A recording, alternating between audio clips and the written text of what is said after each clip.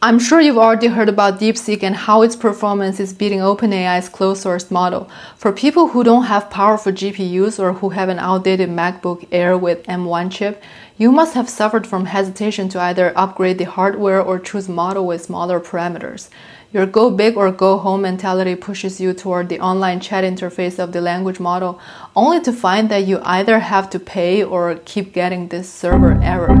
What if I tell you there's a free AI tool that is just as good as DeepSeek, who also offers web search in their API? Yes, you heard that right.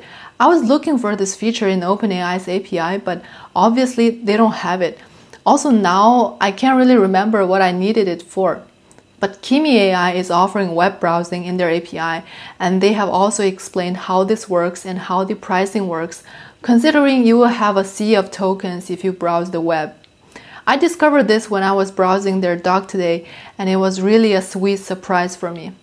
If you're new here, hi, I'm Helena. I speak Mongolian, Chinese, English, Russian, French, and I'm building a language learning app.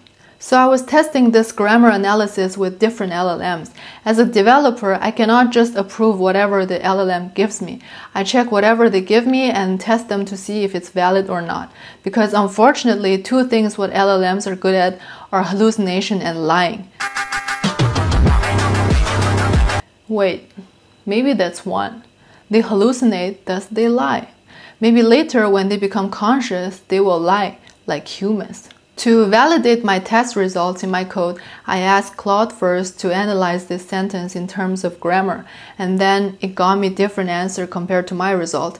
I'm a suspicious person, so I went on to ask Kimi, who gave me a line answer with my test result, which was correct and with citations. For a demonstration here, I asked it what's the most scientific approach to lose 5 kilos in a month as a girl. Then it went on to search these keywords, and you can see the preview in the sidebar, which is pretty cool, and it's the same deep thinking feature in DeepSeek.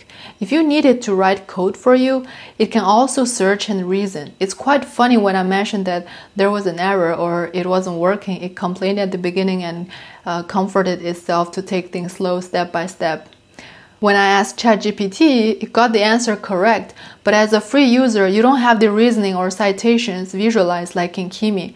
And when I asked Qianwen, another open source Chinese model, it got me laughing because the way it says feminine in Chinese for grammar terms are more like woman, not feminine. We translate the gender in grammar as yin-yang neutral, for the record.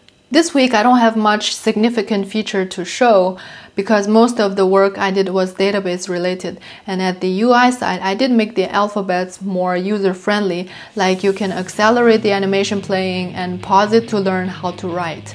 How will you use web browsing in API if you use Kimi? If you're also interested in learning languages and building stuff, make sure to subscribe and like this video so that I can see you next time. Ciao!